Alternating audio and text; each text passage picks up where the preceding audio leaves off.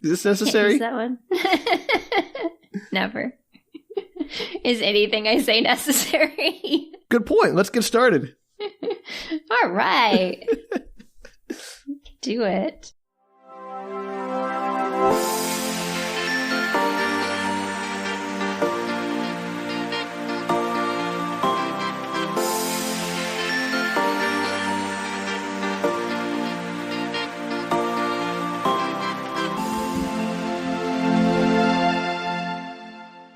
Hello, everybody, and welcome to Book Retorts. I'm Danielle. I'm Sam. And this is a podcast where one of us explains a weird piece of media to the other who has no experience or knowledge of it. I'm inexperienced like an intern. And unknowledgeable. Like an intern.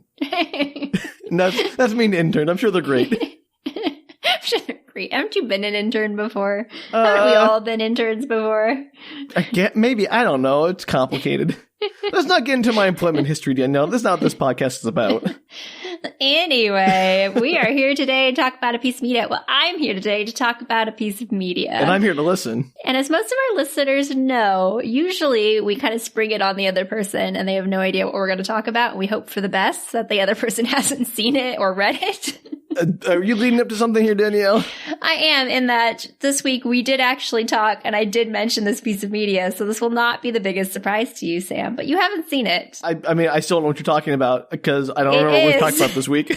It's the 2013 classic, just the classic film, Hansel and Gretel, Witch Hunters. Oh, excellent. Yes. It sounds great. I mean, I do love the Brothers Grimm. They are what their name suggests, and classics. Yeah. Yep. I'm sure this will be honoring the tradition of German folklore. Oh, yes, definitely. Okay, it's just great. Exactly what the Hansel and Gretel story was Faithful originally. Adaptation, no Hollywood shenanigans. I'm really excited to take a serious look at folklore and the cultural significance, the impact it has. So let's do this, Danielle. Let's do this. Let's do this. So what I found interesting, this movie actually has a cult following. It's pretty well liked by the people who like it and not liked by the people who don't like it. That would make sense. It has a 6.1 on IMDb, but has a 16% on Rotten Tomatoes, which seemed wildly disparate. I don't know. IMDb, it's hard to get below an 8 on IMDb, frankly. It is, yeah. I swear I saw something about a Google one that had like a 9, but I couldn't find it again. So I was going to add that in, but I don't know. It's polarizing what you're saying. In our divided nation, this movie is the litmus test for what side of the aisle you're on. Perhaps. Are you on the very creepy original story Hansel and Gretel? Because I forgot how creepy the original Hansel and Gretel was. I mean, that's what gives its charm, Danielle. I will send you a little version here. I would say this is one of those movies that is perfect for like 2 a.m., for a group of people, for a Saturday morning when you have a giant tub of popcorn and you're skipping lunch. That's the kind of movie this is. Got it. So I'm going to send you the summary so you can find out a little bit more about this Hansel and Gretel. After getting a taste for blood as children, Hansel and Gretel have become the ultimate vigilantes, hell-bent on retribution. Now, unbeknownst to them, Hansel and Gretel have become the hunted and must face an evil far greater than witches, their past. I have questions. We're not even 5 minutes in. So many questions, Danielle, because aren't they children? They are in the beginning of the story. So this is like a sequel where you could say that. Yes. It's Hansel and Gretel all grown up, and since they got a taste for cooking that witch alive in her gingerbread house all those years ago, they just want to keep murdering. Now, the question that isn't answered in this description is, are they just serial killers murdering people, or are they monster hunters? Because it does very much. Yeah, it sounds very much like they're serial killers in that description. I agree. And I'm not going to tell you. You'll have to find out. Oh, all right, then hurry on. Let's get this going, because I got to know how serial killer-y these people are.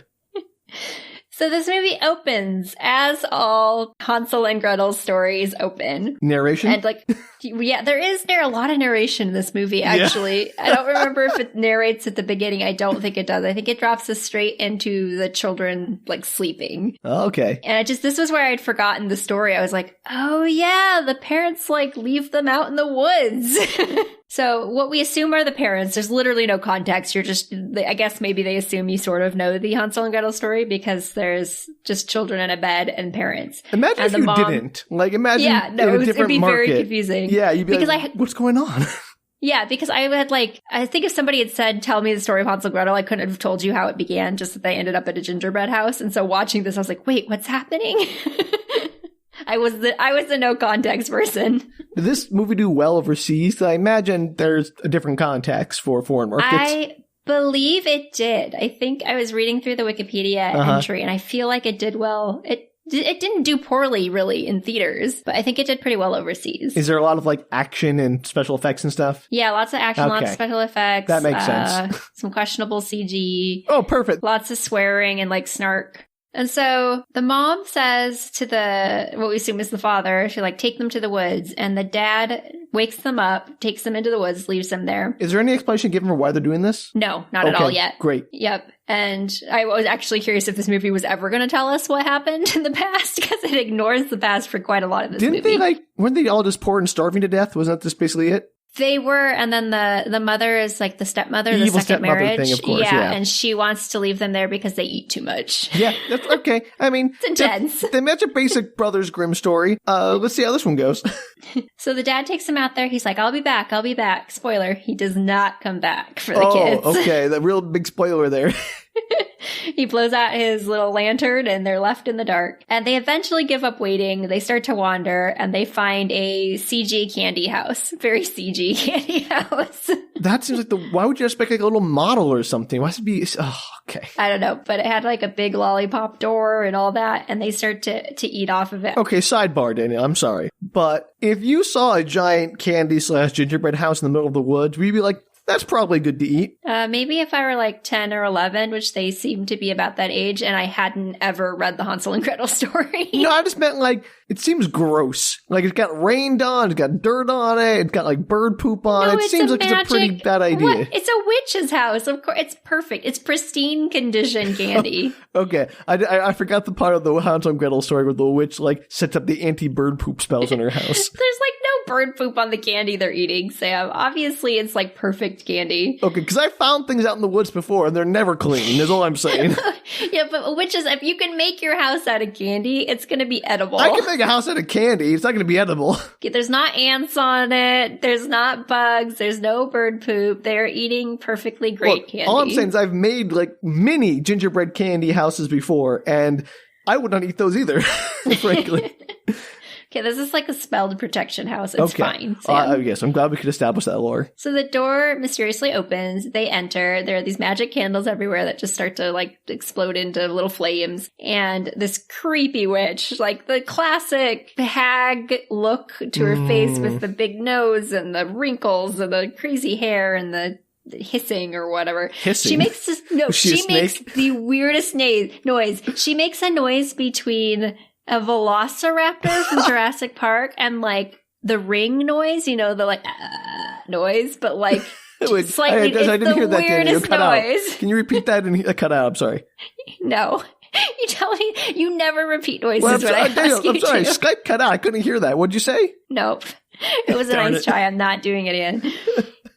It's the strangest noise, and she does it the entire time. She traps the boy, who we assume is Hansel. You don't know that yet. We don't know any of people's names. Is there any dialogue up to this point?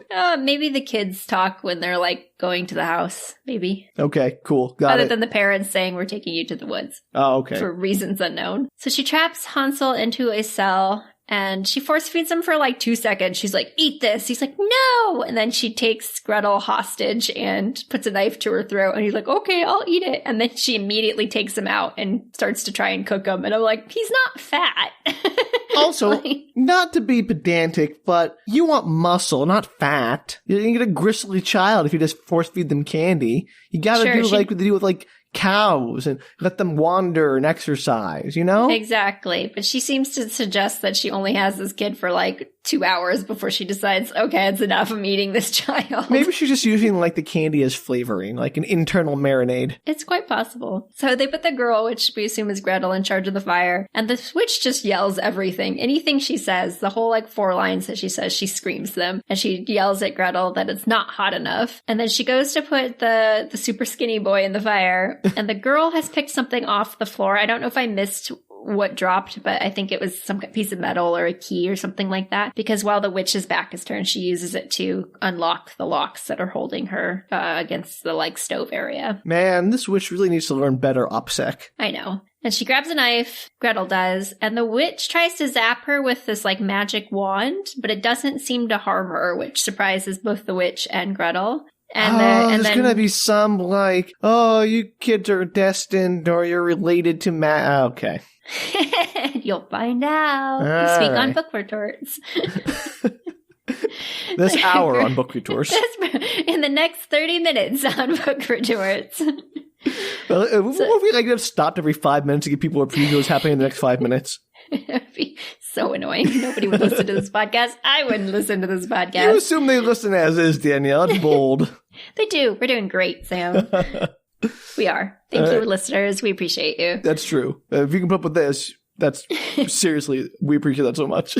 So anyway, Gretel rushes her and tries to stab her with the knife that she picked up. And she manages to do that. And then, of course, forces her into the oven, like trapdoor fire area. Yeah. And you can see her burning. She's like, is this hot enough for you now? How old are these children, Danielle? Sassy. They're like 10 or 11. Okay. Maybe just a touch older. And then there's this voiceover that's like, we learned 2 things. 1, never walk into a house made of candy. And 2, if you're going to kill a witch, set her on fire. Okay. Gretel, presumably. Oh, no, it was Hansel. That says the voiceover. Yeah. But that seems unnecessary because he didn't do jack. She did all the work. She should be doing the voiceover. They kind of have like a tag team where they managed to force her into the fire. Okay. But my point is, have you tried killing the witch other ways? Like, how do you know it has to be fire? You don't know. Like, fire kills everything pretty well. I have that question later in this film, not too much later. I was like, how do they know all these things? Oh, it's one of those situations from like Tremors or Evolution where they like just magically guess the weaknesses of their a little bit adversaries. I have things in my notes where I was like, what the heck?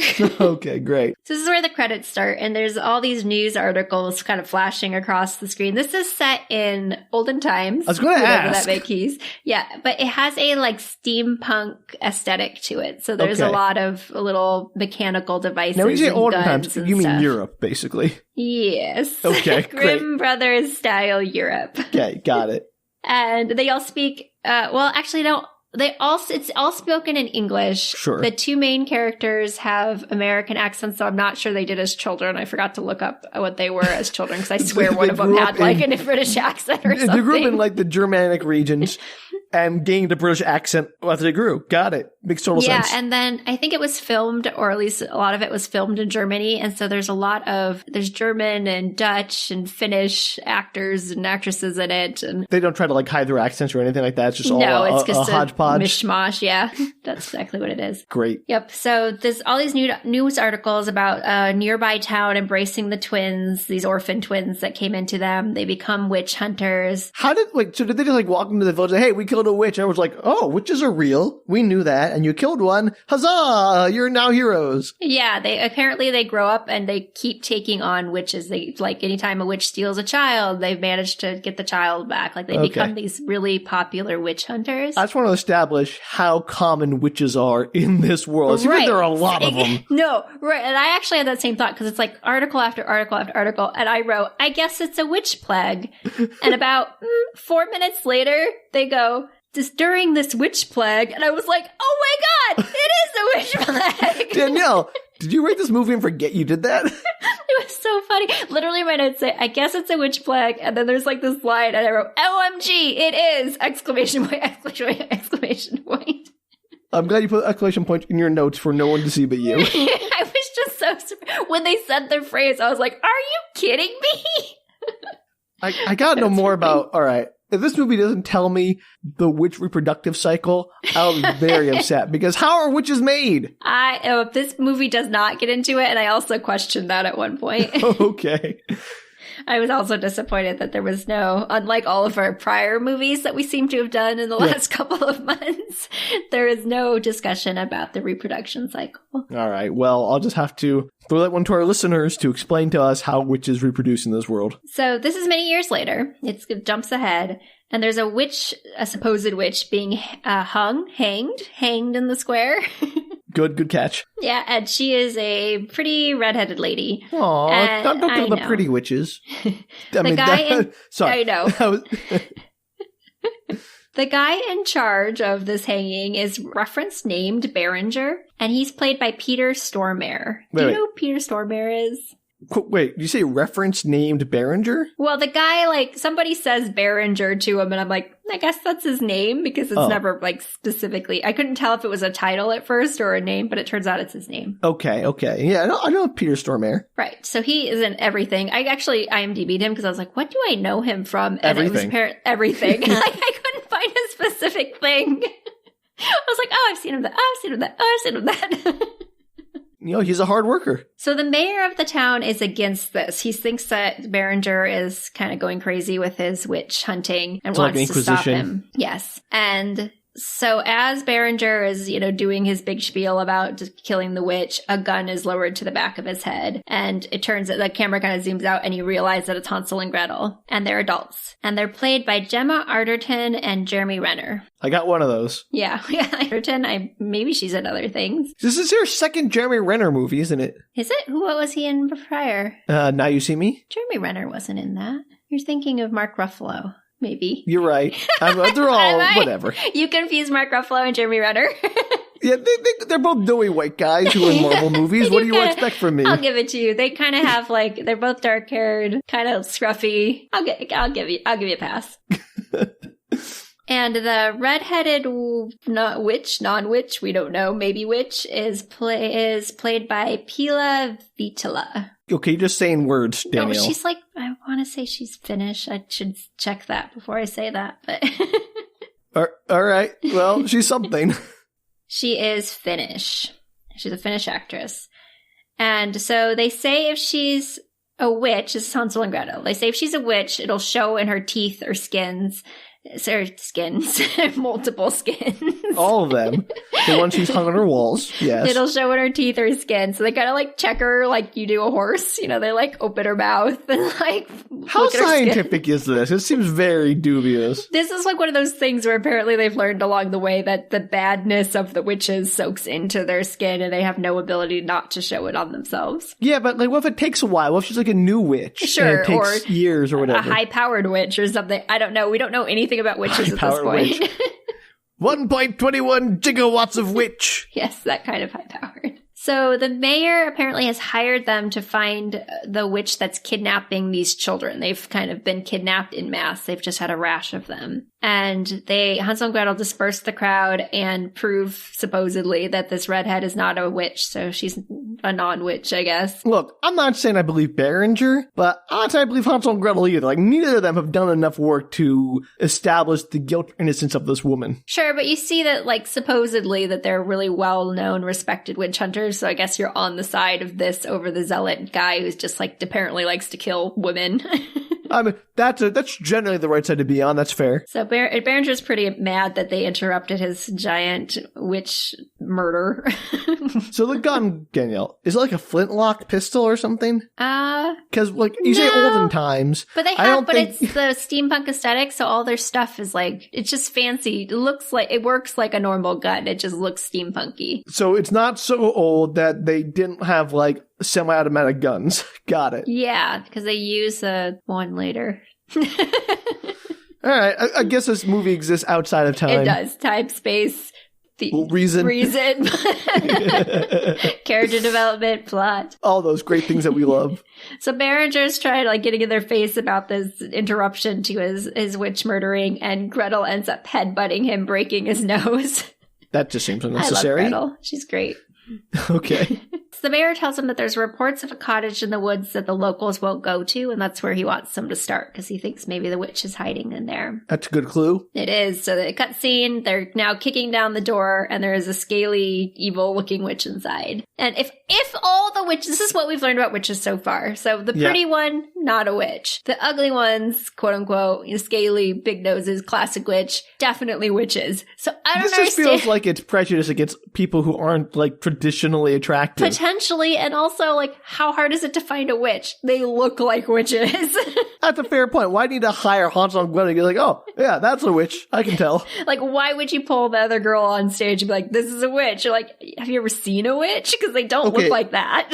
Let me ask, because they're about to take down this witch, I presume. Are the witches, like, wily? Are they like bears? We have to be, like, skilled and they're dangerous? Or are they just like, okay, we can get them? Because it seems like a village of people could probably just take an old woman hostage and burn her if they really needed to. Well, they have magic wands. And they're pretty wily. Like, they are not prone towards getting caught. And they're 100% on board with killing humans, so. All right. I mean, many humans are too, is a problem. Yes. But no, they really don't want to be caught, and they're willing to use their magic to do terrible things to you. Got it. So Gretel drives the witch out of the house, and Hansel chases her. This chase ensues. They have, like I said, steampunk-style weapons. They end up trapping the witch, hanging her from a tree, and then assumedly kill her. It's off-screen. It, like, cuts scene, and it goes back to them talking to the mayor. There's apparently no trace of the kids in this cabin, so they don't think that that's the witch that they're actually looking for. So there are so many witches infesting these woods. They just found the wrong witch. A plague of witches, Sam. I'm sorry, it's a plague of witches. Also, are they like Judge Dredd? Like they're judge, jury, executioner all in one? Yes. And also, my question for this is, are there varying degrees of witches? Are there good witches, bad witches, some that eat children, some don't? Did that witch deserve to die? What did she do wrong? She didn't kidnap the kids.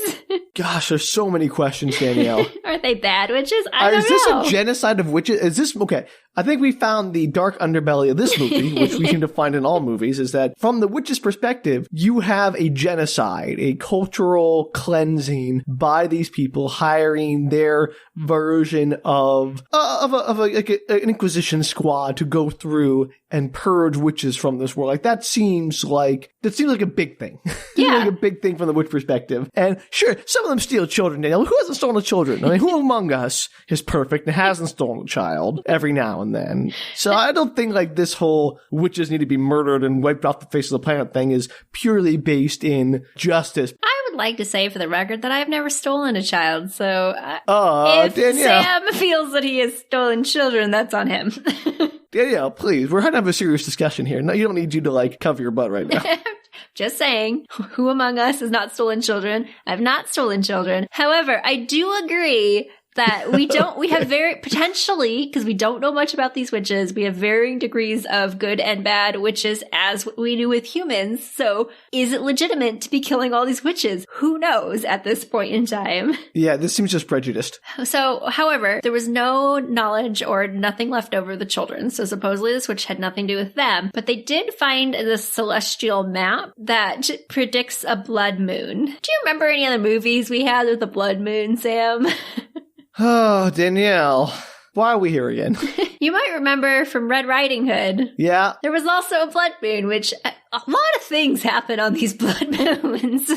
I don't understand. Is it like in the Brothers Grimm posthumous contract that all adaptations of their work must include blood moons? I guess. I mean, apparently it's the time for slightly wrong creatures to come forth and kill humans. Do they explain why the blood moon's a problem here? They say, oh, it's a blood moon. Assume it's bad. No, it's apparently an eclipse of the moon that happens once in a generation, and it's just the time to do certain kinds of magic. I'm not that afraid of that right now. No, and so they explain that it's a day that's most holy to the witches. And I'm thinking, I know you've killed a lot of witches, but who told you? Who sat down and was like, let me tell you a little bit about our witch lore while you're killing me? Are they trying to add religious persecution into this? Like, oof. It's their holy day. Let's attack them. It's like the Yom Kippur War or something. It's not great at this point. I mean, we don't know enough about these witches. So the mayor is really alarmed by this news of the blood moon, which I still don't understand why, because as I said, it's a holy day. They have not established that it's necessarily a bad day. They're all like in observance, doing, rituals and observe the religion in peace, and Hansel and Gretel bust in and start murdering folks. Yeah, maybe it's a super chill day. We don't know, because how would they know? It happens once in a generation.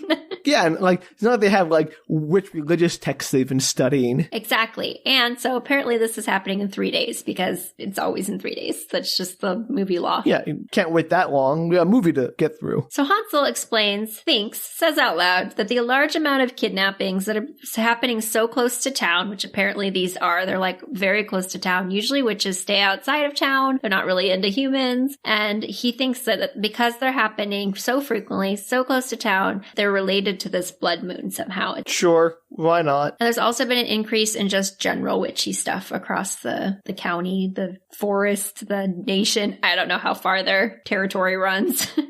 Well, much like wolves, they need large tracts of land to hunt. Something?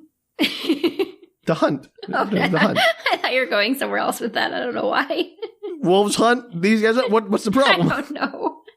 So you're going to like this, Sam. Right I about bet now, Hansel's watch alarm goes off. It's like a little... Okay, wait. When is this set again? This is when I realized that we were in some kind of weird alternate timeline with odd equipment. All right.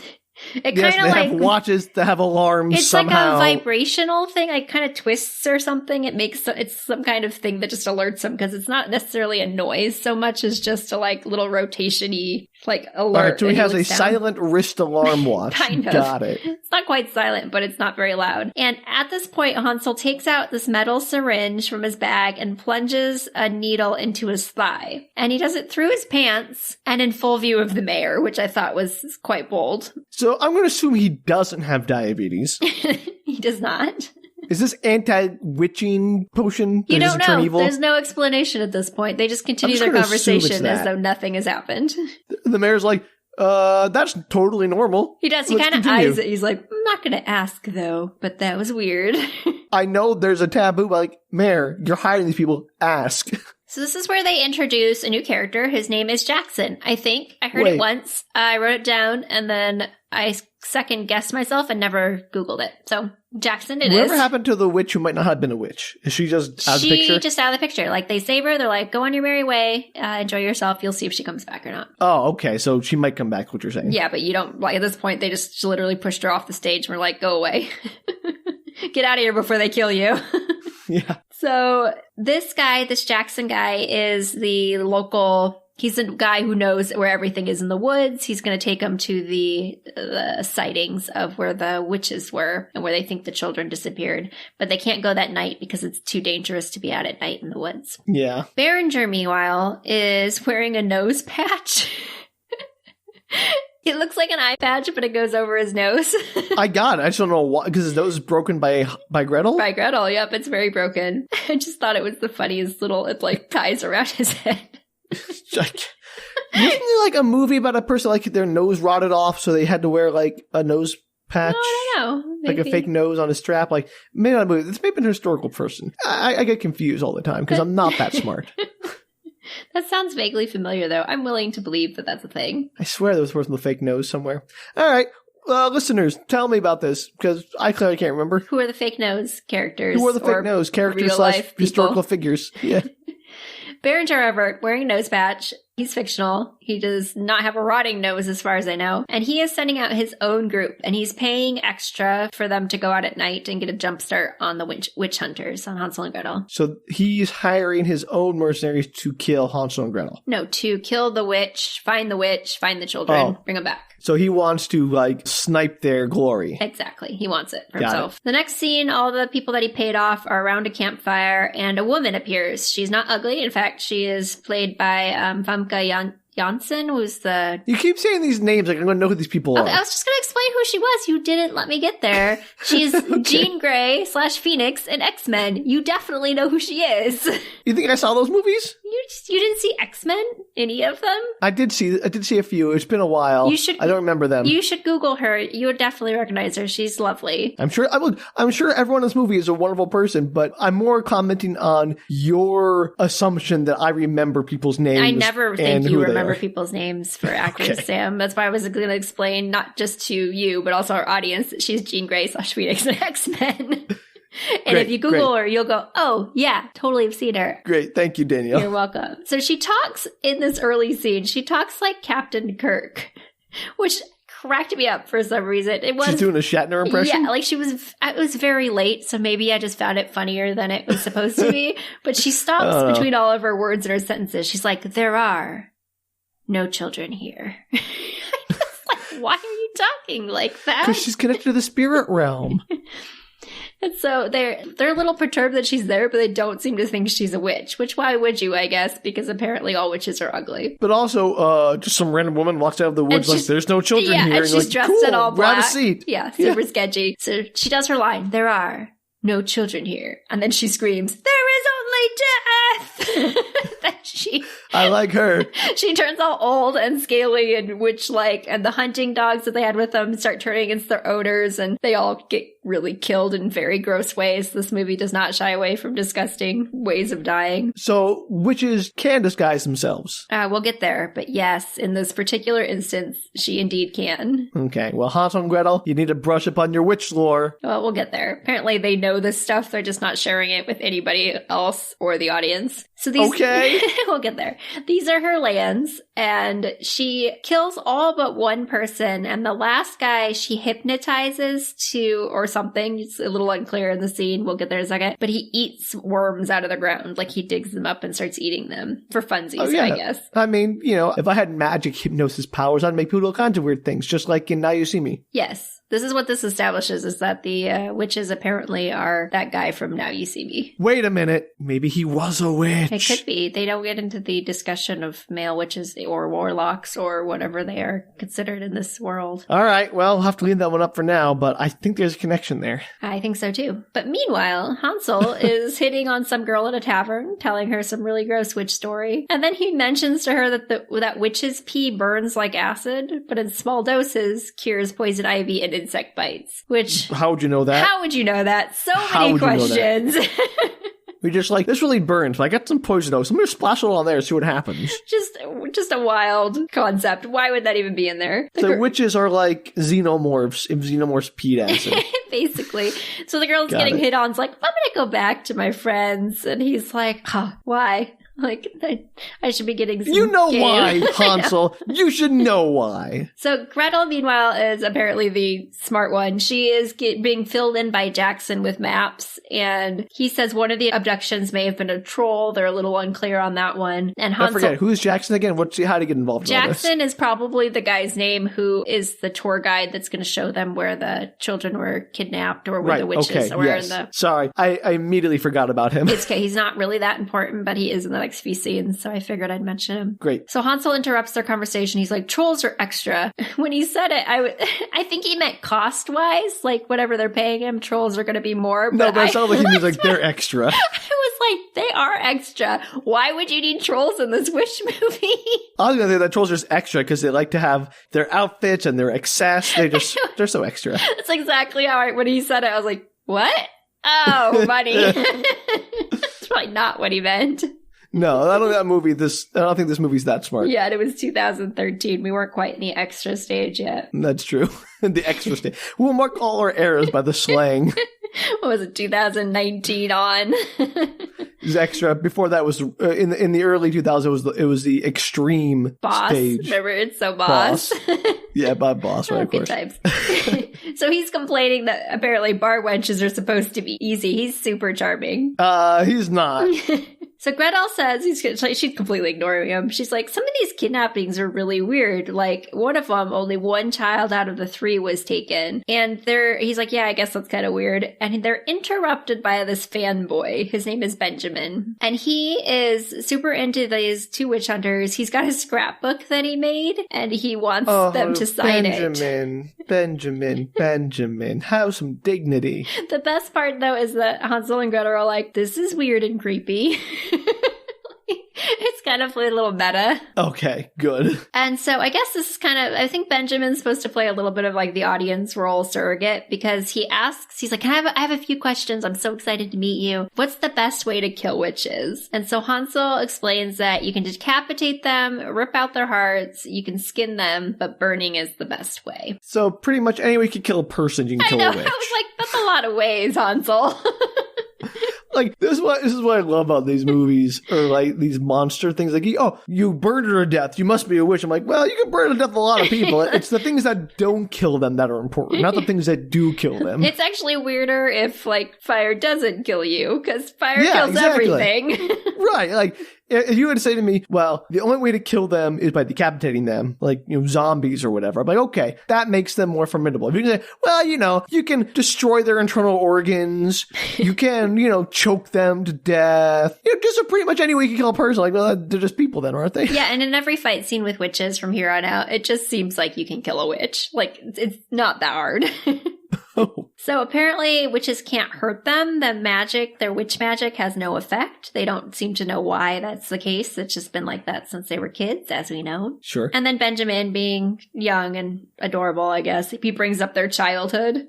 How young is he? I don't know. He's probably 20, 19. He's not that old. I didn't know if he was like 12. No, he's a bit older. Okay. He brings up their childhood, which, probably a no topic. You remember when your parents left you in the woods and you became orphans? So that story is public knowledge. Yeah, apparently. Like, people know everything about their childhood. And they start to kind of send him off like, okay, yeah, we're not going to talk about that. It's so nice to meet you. Have a great day. Enjoy your witch hunting, because he wants to be a witch hunter when he grows up. But he's interrupted by the worm guy, the one from the forest. Oh, yeah, worm eater. Worm eater, who, like, stumbles into the tavern. He's like, the witch killed us all. And then she has a message for you. And then he explodes into like a million pieces and a bunch of worms. It's really gross. I don't understand the message. I don't know, but Gretel goes, the curse of hunger for crawling things. I hate that one. What?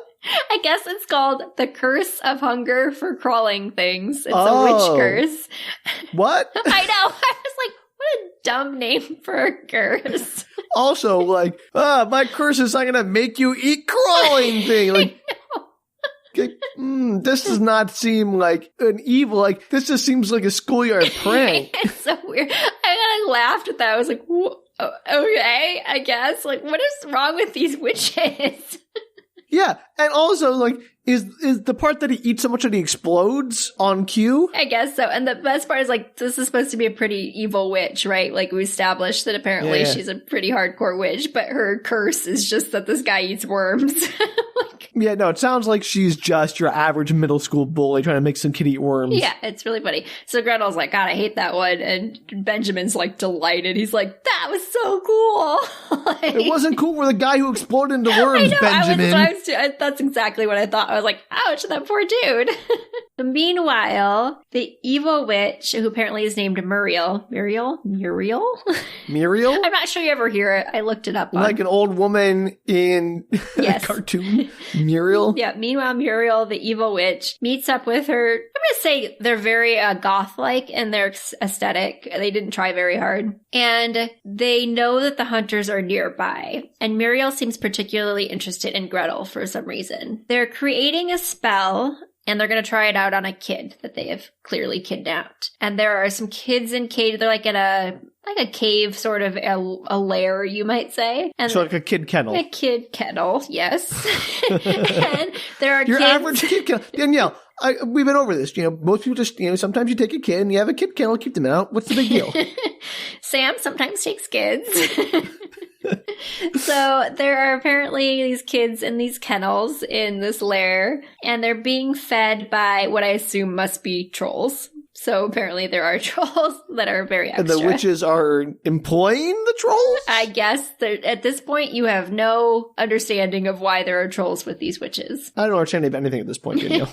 There's a lot of assumed knowledge in this that eventually is explained, but not in a way that makes any sense. Okay, great. Sounds good. So they feed a kid something, like it's obviously related to the spell. They force it down his throat and then assumedly kill him. Again, it's off screen. And then you see them drinking a bowl of blood, which we assume is from the child. And what this, yeah, that makes sense. What this seems to do is make them at least at this point, makes them partially immune to fire. And they're so partially immune to fire. Well, it makes them immune to fire, but it doesn't last super long. Okay. And so they're working on full immunity, which Muriel promises is something they can do if they get the full ingredients. So this is like a research lab trying to figure out the secrets to fire immunity for witches. Exactly. Now, based on Hansel's myriad methods of murdering witches, why is this the method they're so fixated I don't know. on? Also wondered that. I guess it's like burning is the big way to, maybe they like have other ways to come back potentially from, because he says burning's like the surefire, like no pun intended, way of killing a witch. Like that's the way to do it, which makes you think that maybe decapitation, there's a way to get around that sometimes. Then why even mention it as a possibility? I don't know, but I'm not sure the movie does either, Sam, to be honest. Okay, got it. So, witch scientists working on fire immunity using children's blood. So far, makes total sense. Right. So Gretel at this point, it kind of flashes back and forth. Gretel has this flashback dream to the night that her mom and the dad took them out to the woods. And so the scene kind of starts the same way. And then you see her mom coming into the bedroom prior to waking them up. And she's like whispering something kind of weird over them, like something that's not in English. Was their mom a witch? I'm not telling you that yet, Sam. You'll find out. Okay. So they're still sleeping. I don't know how she has a flashback to a scene when she was asleep for, but let's pretend she was half awake. And then it's like right before Dad wakes him up and takes him out into the forest. So she wakes up Hansel to tell him, like, I had this super weird dream. Let me tell you about it. And he's like, hey, we don't talk about that. We're done talking about that. You gotta process your emotions in a healthy way, Hansel. Apparently he does not. He spends his whole movie not processing his emotions in a healthy way. Womp womp. So it cuts to the morning. It's later. He's out shopping in the little market for a pumpkin, apparently. And he is approached by the red-headed non-witch. You asked if she came back. Here she is, Sam. Oh, I'm so used to characters just vanishing from movies with no context. I'm surprised one came back. I'm going to be honest. I think her name was Mina, but I don't know where they told us that. So all of my notes say red-headed non-witch. Red-headed non-witch. Works for me. And the non-witch, she asks if he's ever come across a witch that he doesn't want to kill. And he's like, nope. And she looks kind of thoughtful. That's Mina. And then his watch goes off and he gets weak, like very suddenly gets very, very weak. He did not get weak prior when his watch went off. He just went over. What a precise timepiece he's managed to fashion in ye olden times. I know, it's amazing. So he explains as he's pulling out his little injection kit, he explains that a witch made him eat candy back in the day. And now he has to take that injection every few hours or he dies. So it is diabetes. Kind of. But I have so many questions, Sam. I don't know if you're going to have answers, but I have so many questions. Yeah, I'm going to have the answers. Okay.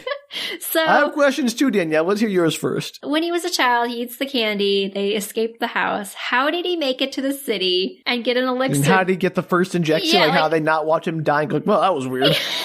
How did he get the elixir made? How did they know it was related to the candy? Is that like a thing? And at one point... Maybe it only manifested when he was older and like it came on slowly so they could... But even... try dosages? The non-witch, I forget what she calls it, but she calls it the sugar sickness. Like it's a thing. Oh, it is... Danielle, this is diabetes. This is all...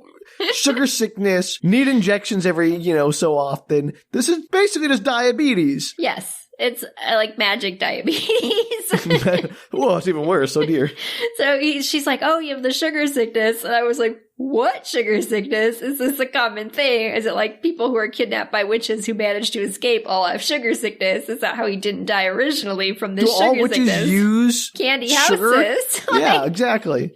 So the ones questions. In the cave... And she offers her help. She's like, I know a thing or two. And he's like, nah, I'm good. Which I'm like, it couldn't hurt. Like, maybe it would have to be. At least inquire.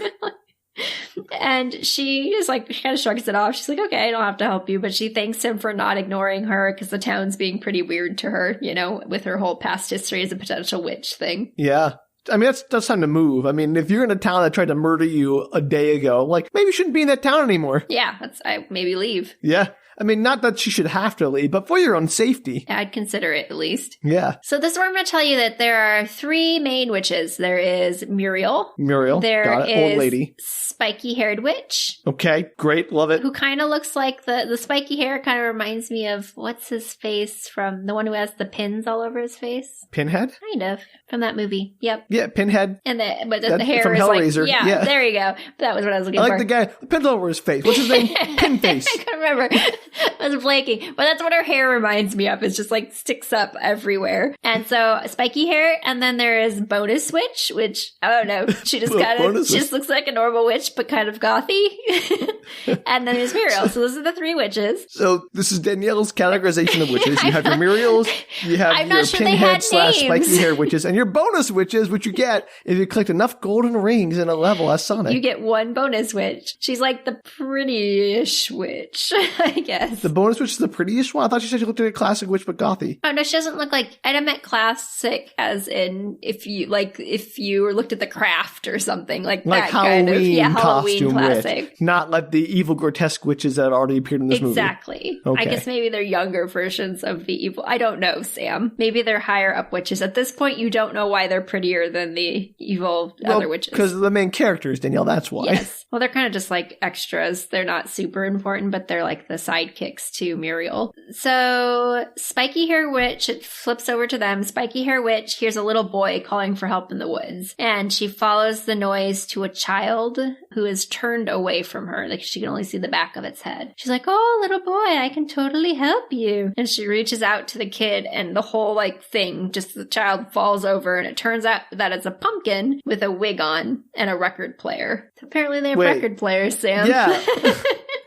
Also, did he get a custom record pressed just for this instant? It seems to if those are apply. vinyl or shellac records, those aren't easy to make. Yep. It's like a wax cylinder. Yep, they showed the little record player, and it seems to be a little boy going, help me, please help me, I can't find my father, or whatever it is.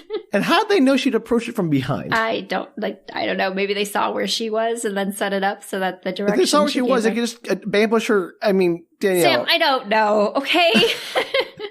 You must defend this movie. That is your job as the presenter here. I didn't even think about that when... I don't know. There were so many things wrong with this scene that was like the least of my concerns. Fair enough. So Hansel and Gretel show up, obviously. They're the ones that set it all up, and they chase her. They catch her almost immediately, but they stand really close to her, and she does that thing where she, like, kicks out and manages to disarm them and run away. And I was like... I thought they're professionals. Yeah, you have to know you can't stand that close. Yeah, listen to Sting. And then hilariously, she, like, ends up on her broom, flies off. She flies into a tree. I thought was pretty funny. And they end up shocking her unconscious with some kind of stun gun thing. I don't know. Okay. Well, you're just pulling, like, technology out of your butt left and right here, movie. It's amazing.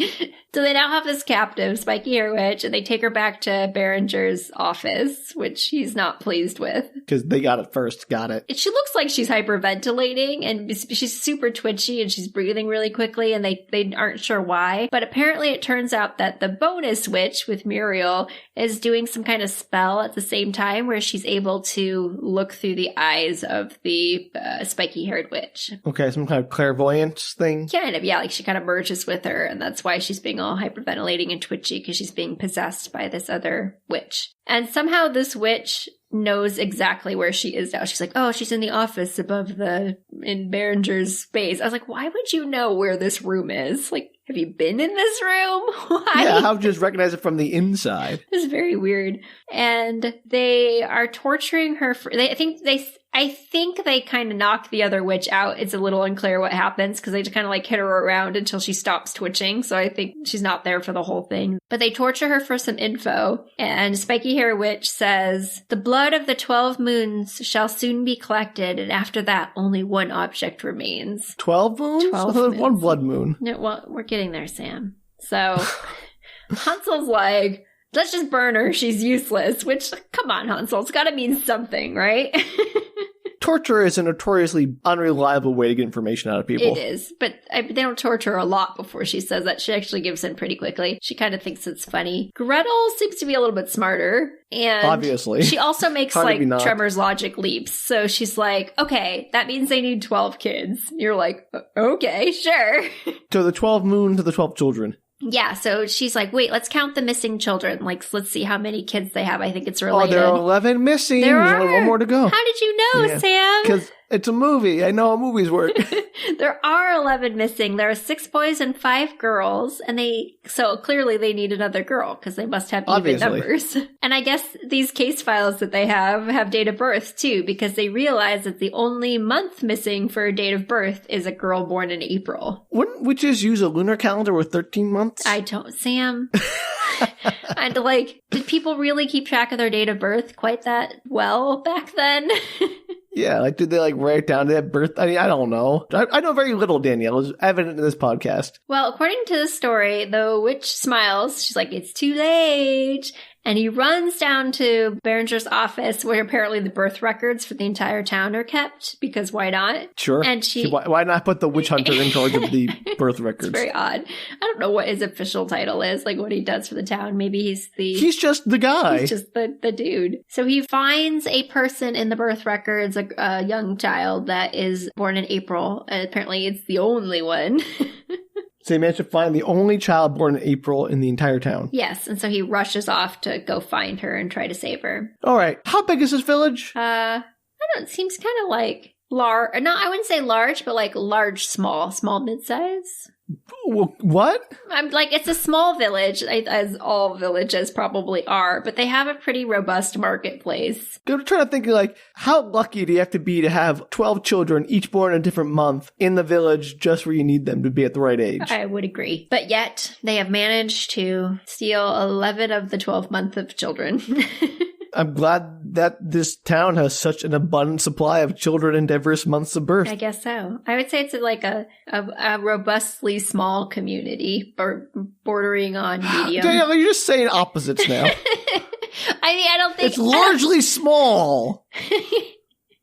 I don't think it's tiny. I think there are more than 12 children in this town. Okay, yeah, but like, how many children are going to be born in each different month? No, I agree. But yet, this movie is positing that they're down to 1, and apparently only 1 child in the entire town was born in the month of April. So if they just happen to have a child who isn't born in June or whatever, are the witches just like, well, we're screwed for this blood moon? Maybe they go to another town. Like, I don't know if it has to be this town. Okay.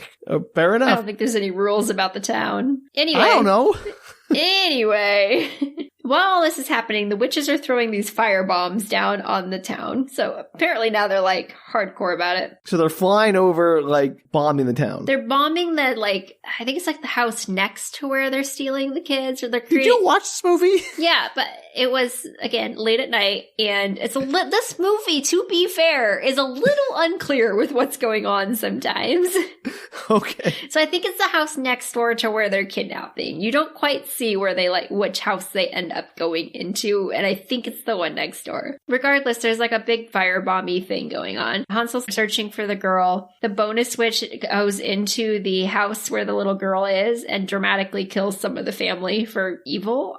There's no reason to kill the people she kills. She Flair, just does Danielle. Style. It's definitely style points. And Muriel shows up at Berenger's and she explodes the door open, which I thought was highly dramatic. Like, she's... Oh, yeah, because these witches have been shown they're not highly dramatic up to this point. It's just funny. It's just like literally explodes and she walks in and she meets up with Jackson and Gretel, who are holding down the fort with the spiky hairy witch. And she's like, finally we meet. And Gretel's like, who are you? What's your name? And she does not give it to her, but she starts to turn all witchy. And Gretel's like, oh my God, as if she's recognizing her or something. It's very unclear what's happening. Yeah, that makes sense. So they end up in this big fight, and Muriel gets the upper hand and has Gretel basically kind of like over the side of a banister, like she's going to murder her. And she's like, oh, don't worry, I'm not going to kill you yet. You have the last ingredient that I need. And as she's kind of explaining this to Gretel, she's interrupted by Jackson, who manages to get Gretel free of Muriel. But then Muriel forces Jackson to kill himself, and Gretel passes out. Poor Jackson. Gretel just passes out? Yeah, she's basically like her throat's been held for quite a long time. Oh. So Hansel's finally caught up with this April girl, and all the fighting commences. He's fighting Wrong April girl. the wrong April girl. I'm guessing that, like, if you need Gretel, was she born in April? No, but that's a solid guess. I have no idea if she was born in April. I don't know. They All talk right. about her birthday. Anyway, but they have to have children, Sam. They're like the children. Gretel's Oh, not a right. child. That's right. I forgot about the child. There's a lot going on in this There movie, is. Danielle. So she's caught up. They're clearly trying to get this little girl. Like April is the person that the witches want. So Okay. he gets Her into name isn't April, to be clear. He gets into a fight with them, and all this stuff happens, and he ends up chasing them into the forest and kind of like disappears. And so Gretel's passed out, he's disappeared, and They're a really good team, aren't they? it jumps to the next morning. Yes. So now they're separated. So next morning, Berenger comes into town. There's a burned down house. There's 5 people dead in the burned down house. 2 people dead in the family. April's missing. One of the witch hunters is missing. And he blames the witch hunters for the fires and the child kidnapping of April. That's what I'm going to call her from now on. Sure. Works for me. And he's like, this is their fault. This never would have happened. Look what they did. Which I think it all would have happened, obviously. But, Yeah, no, I'm not saying Hansel and Gretel are particularly adept, but they're certainly not to blame. Absolutely. But Berenger's using this to his advantage, obviously. And the crowds are growing and they're doing the yeah, that's right. It's their fault. And the mayor comes in and he's like, okay, this isn't their fault. This is just something that the witches have been kidnapping children. They were bound to, obviously something's going on. And he goes, hasn't enough blood been shed? And then immediately a shot explodes through the air and hits his neck and he collapses. Who shoots him? The camera zooms out. It's apparently Berenger, which I was like, ooh. I don't know why I was so surprised. And Berenger, he is the evil dude. I know. And Berenger's like, not enough, Mayor. Not yet. And then he shoots him, I assume, through the head. Double tap. He's dead. Berenger, you wily, nose-patched person. He goes from being this obvious, bad guy in the background of I want the glory to being really evil. It's a great transformation. It's crazy. So Benjamin has managed to find Gretel and takes her to his place, is cleaning her up. He spends a slightly inordinate amount of time around her breasts, and then Gretel ends up slapping him, which he deserved more than that. Yeah. She wakes up. He fills her in on what happened. They don't even talk about the breast thing. I was like, you should have told him what for, Gretel. Yeah. So he fills her in on what happened about Hansel, disappearing into the woods, etc. How everybody's after them in town. And his room is filled with all this witch hunter memorabilia. He wants to be a witch hunter, so it's his passion. It's a little serial killer storyboard on the walls. I was going to ask you for the serial killer. I thought it was Hansel and Gretel, but maybe it's this guy. Maybe it's Benjamin. There's a twist for you. That would be a fabulous twist. I hope that happens. You know what happens. I'm not going to tell you, though. He asks her if the story... He doesn't learn his lesson, apparently. He asks her if the story about her parents leaving her in the forest is true, as you do when you meet somebody that you know is orphaned. My dude, learn to read the room. Yeah. He's like, is it true? And why did they do it? And she's like, yeah, it's true. And I don't know why. And, maybe I don't want to talk about this dude. And yeah, no kidding. he asks if she knows who the witch is, which given her expression when everything went down, you think that she would. But apparently Gretel does not know who the witch is, but only grand witches can change their faces. So there are grand witches now. Apparently. They're big deal witches. This is about all you learn about the witches, Sam. I wasn't expecting more.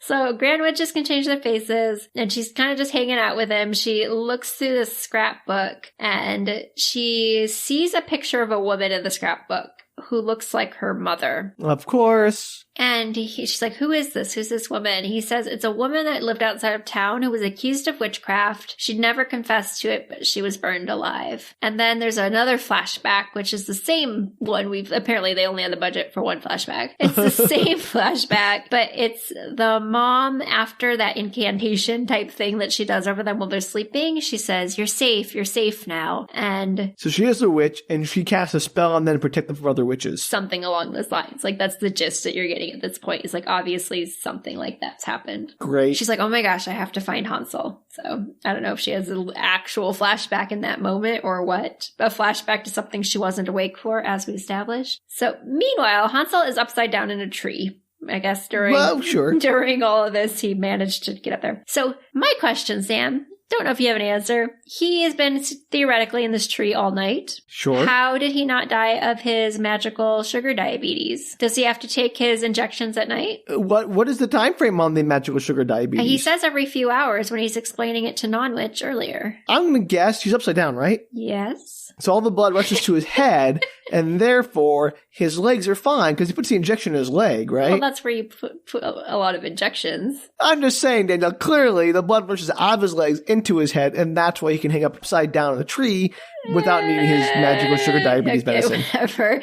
Anyway. Do you have a better explanation, No. Danielle? If you do, I'd love to hear No, it. because I don't know how often he has to take it. He says every few hours, but you only see him do it a few times. There are many stretches where he doesn't do it for what seemingly an entire day, and it seems to be a plot device. No, you think? So the redheaded non-witch, she actually ends up finding him in the woods. I guess she's wandering. She's drawn to him. Oh, boy. Gretel wanders the woods, also trying to find him. She just keeps yelling his name, which seems a little questionable when you know there's like mass witch hunting Witches? going on. Also, I don't know how big these woods are, but that seems highly ineffective. Yeah, she's just like wandering. She's like, Hansel! Hansel! And you're like, oh, you're never going to find him that way, sweetie. No. She's jumped by a bunch of dudes, which again, probably wouldn't have happened if she wasn't just randomly yelling all over the woods. Well, it's not victim blame here, Danielle, but also it's kind of her fault. Like in this particular instance, no, obviously they should not have jumped on her. Not victim blaming in that way, but also she gave her position away during a very high stakes game of witch hunting. Game, okay. So she's jumped by these dudes who apparently are Behringer's men, and she Oh, we got more after the worm dude. Yeah, I guess he paid more. So somehow she... Oh, do you ever know what the message of worm dude was supposed to be? Like, I have a message for you. Explode. I guess just that she's a powerful witch. I don't know, Sam.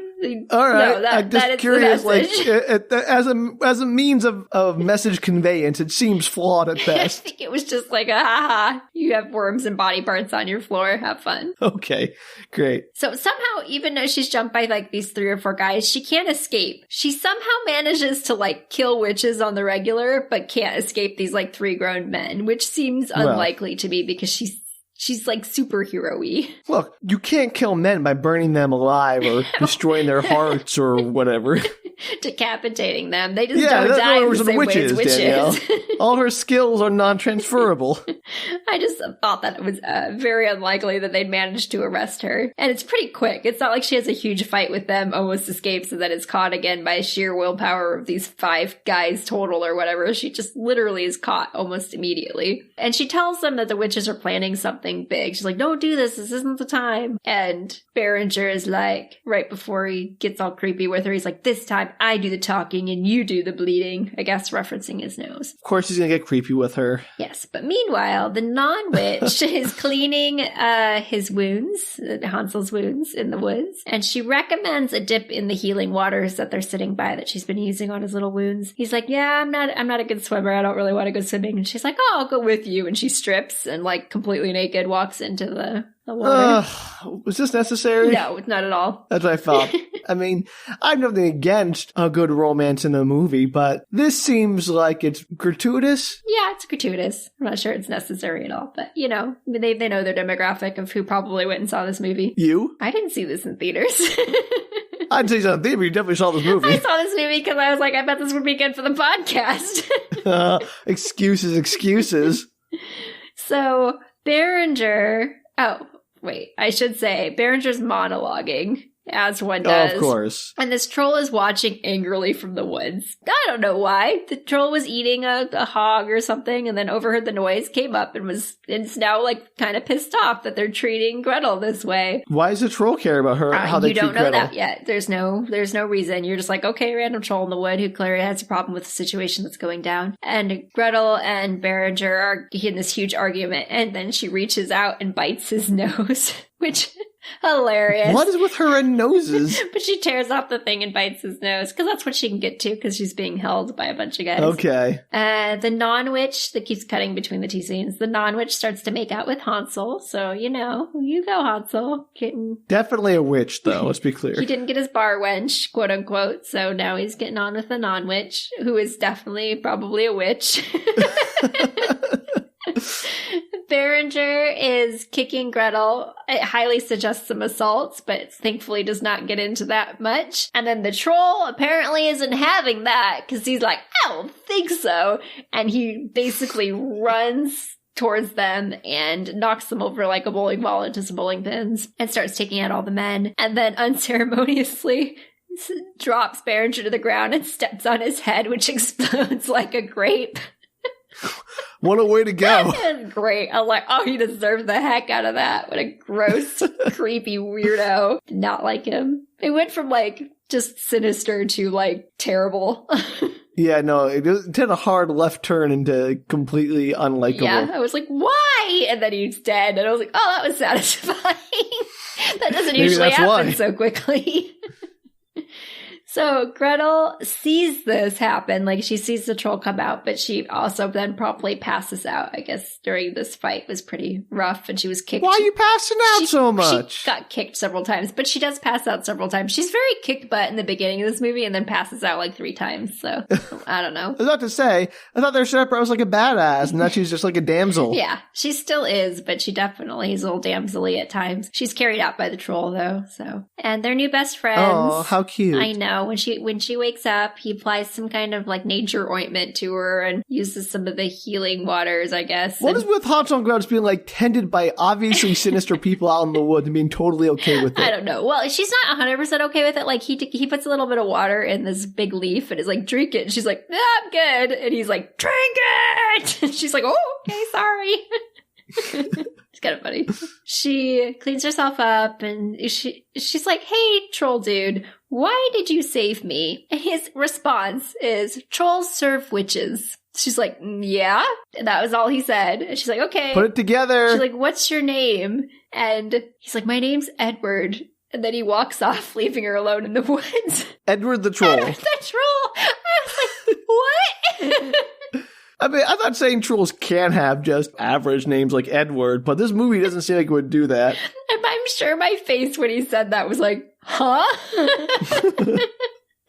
I kind of love Edward. Can we have more Edward, please? I know, he's my favorite character. So Hansel is looking for Gretel at this point, and the witch... Oh, he's done with his fornicating for Gretel. Fornicating. They're like putting clothes on, they wander off. He's like, I've got to find Gretel. And very important that he found Gretel. He had time for all this nonsense. And I'm glad they both have the same method of finding people, which is wandering aimlessly through the woods. Which seems to work for him because he stumbles upon a cabin, and he kind of throws a rock, sees if there's any reaction, nothing happens. So he ends up going into the cabin and he is jumped immediately by somebody as he's entered, but it's okay. It's Gretel. Of course it is. So the inside is like a house, but there is a trap door in the floor that they accidentally fall through while they're grappling. And it's a cave.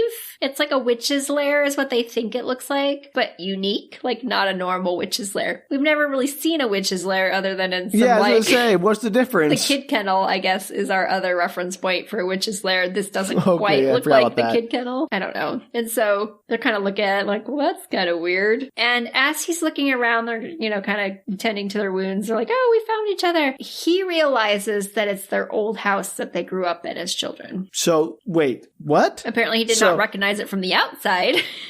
So they're living in the village that's a short walk through the woods away from their old house. It seemed... And they never thought about, confronting their parents or maybe going somewhere further away from all their bad memories. Yep. That seems to imply that they're within some kind of walking distance or running distance of maybe they're back in this town that's nearby their house. They seem to travel. They've been there for a while. I agree. It's weird that they... Isn't this the town that adopted them and they in the newspaper I'm clippings not sure or whatever? It's the same town because they've traveled all over and the mayor hired them to come in and kill witches. So maybe I'm assuming... You thought they would have been like, hey, we're going back to our hometown. We should have some feelings about this. Yeah, but no, they don't. Okay.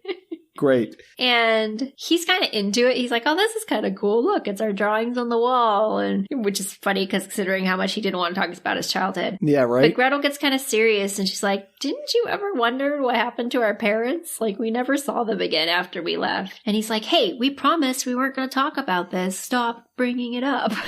But you're the one who's just looking at the drawing. They're super cool. And she's like, you've never wondered why spells don't work on us? And look at this house. There's like potential witches lair under our house. That's kind of weird, right? You'd think you'd have put this together by now. And the fact that the fact that Edward knew she was a witch. Like, come on. Well, he's like, so what? We grew up over a witch's lair. Does that mean we're cursed? Like, not a big deal. He's trying to downplay it, I guess. And she says, no, I think our mother was but before she can finish, Muriel explodes another door and she walks into the house. Muriel, come on. It's funny. I like how she makes impeccable an entrance. Timing. She's like, look who's returned to their house after all these years. So apparently she is familiar with this home and them. And she says she remembers the house. It was the home of the Great White Witch, who apparently was their mother. No surprise at this point. I got that part, but who's the Great White Witch? Her mother, apparently. Like, yeah, but like, why is she the Great White Witch? Oh, she'll explain. Because they too, Hansel and Gretel, are like, huh? Audience is like, huh? Yeah, okay. I don't know. Sometimes they don't explain this movie, Danielle. That's true, but she does. She tells us a little backstory with the flashback. She's like, a farmer fell in love with a white witch, who apparently is like a good witch, I guess. So there are good witches. Apparently. This is what they're learning in this conversation. Oh. I know. Makes you wonder how many good witches they accidentally killed. Oh, too many. So a farmer fell in love with a white witch. They had 2 little children, obviously Hansel and Gretel. But during the last blood moon, there's a spell that you can make during the blood moon, only during the blood moon, that makes you immune to fire. But you need the heart of a white witch to make it work. Okay. Sadly, Question. Yes. Once in a generation. It's happened when they were kids and now when they're young adults. I agree. That doesn't sound like once in a generation. How often was the blood moon in Red Riding Hood? Was it like every How would I know this? 13 years or something? That's not like it's not once in a generation. No, but that might make sense for this story. Sure, but this story says once in a generation. No, I agree. I don't know, Sam. I can't tell you. Fine, I'm just saying this witch's story doesn't hold together. It does not. But there was a blood moon. They really wanted the White Witch. Unfortunately, the White Witch, the mom, was so powerful that they decided to take Gretel instead. I guess your child counts. Is she a white witch by virtue of being the daughter of a white witch? I guess it's genetic. I don't know. She doesn't seem to have shown any powers thus far in the movie. Okay, except for maybe troll taming with Edward. Yes, potential troll taming. So Muriel, I do not understand this. Maybe you can explain this to me. Muriel. Okay, yeah. Sometimes stuff makes more sense from an outside perspective, Sam. Okay. Muriel started a rumor about the mom being a witch, I think, is what happened. It's a little unclear. And what ended up happening was that the mom and dad decided that they were going to hide the kids because they knew that the evil witches were after the mom and that the village was starting to riot against her as being a witch. Okay, wait. So they're like, hey, evil witches are after you, wife, and the villagers think you're a witch. Let's hide our kids? So Muriel starts this rumor that there's a witch living in the village, and it's I got mom. that. And then, so why did not hide the wife, who everyone was after, instead of the kids? Right. I don't know the answer to that question, Sam. I don't understand this part of the movie. So they take the kids away because they're afraid that the kids, I assume, are going to get hurt by the evil witches who are looking for the daughter's heart, Gretel's heart. Yeah. So she blesses them or whatever. She bakes it so that they can't be hurt by witch wand magic. At least they can still be killed, I guess, but maybe, I don't know. And okay. They are left in the woods, hopefully to survive on their own. But yeah, you think they would also leave? That's your protection. Like, we're going to protect our children. Go out in the woods and wander around, or maybe a witch could just pick you up. Yes, I agree. None of that makes sense. The kids were almost eaten alive by a gingerbread witch. So, yeah, no. And one of them has sugar sickness / magic diabetes. Not the best case scenario. These are the worst parents we've ever had on this podcast so far, Danielle. Yeah, it's quite possible. Though the ones the obvious solution House is of Wax to have the whole terrible. family get out of Dodge. Just leave. If you're worried about your wife being captured by witches / the village, just get the heck out of there. I don't disagree. I don't know what the intention of Muriel was either. Like, she doesn't try to kidnap the 2 kids. She doesn't try to get Gretel at all. She, I don't know, maybe the magic just wouldn't work on her or something, but later she's trying to kill Gretel. So I don't understand why she couldn't have just followed the kids out and stolen them from the woods. Yeah, I mean, the other witch didn't have a problem capturing them. If she hadn't dropped her key like a dingus, they would have been fine. Yeah, I don't know. I don't know if she was hoping that the mom dying would somehow loosen the protection on the kids. So wait. She actually started the rumor and got the mom killed. Yeah. So what happens is that the villagers start rioting, and then they show up at the house. The kids are out of the house. They've saved the children, but for some reason didn't go with them. And then they end up burning the mom alive, and then they hang the dad. So the witch doesn't get either heart and accomplishes nothing. And I'm like, why even start the rumor? Was it just to kill the white witch? Like, apparently this village can kill the white witch, but this whole witch society can't kill the white witch. None of this makes sense, Danielle. It doesn't make any sense. I still don't understand it. I'm still flummoxed with the fact that they thought, hey, instead of putting the wife in witness protection, whatever, they let's just get rid of the kid. That's going to make the wife safe? Yeah. They wanted, the wife wanted to stand against, the wife won't hurt the humans, but I don't know why the wife didn't just run away. Yeah. And it's all right. Well, the world, it's dumb, Danielle. I'll give you that. In this world, you could go 20 miles away and nobody would ever see you again. Nobody travels farther than that. Well, that doesn't make any sense. It does not. But again, I don't know if they're protected now against magic, if it's doesn't seem like they're protected against physical pain. And Muriel also tells them that everybody's joining her tomorrow for the Sabbath killing extravaganza, which is the blood moon, where they plan to kill Gretel for her witch heart, I guess, and try to make their potion. Sounds like a party. Yeah. So Hansel is over the story. He attacks her and he is immediately stabbed, and Gretel is kidnapped. So that went well. So the daughter is magic because daughter of white witch. Apparently. The son is just useless. Yeah, I guess it only goes to the woman. I guess you can't have male witches in this land. Okay. They never ever talk about it, but Hansel seems to be just a normal dude. Or a dumber than normal dude. Yeah, dumber than normal dude. Hansel wakes up the next day later, I don't know. He's with the non-witch again. Also, another question. The trolls, they just serve all witches? They don't good or evil? They don't care?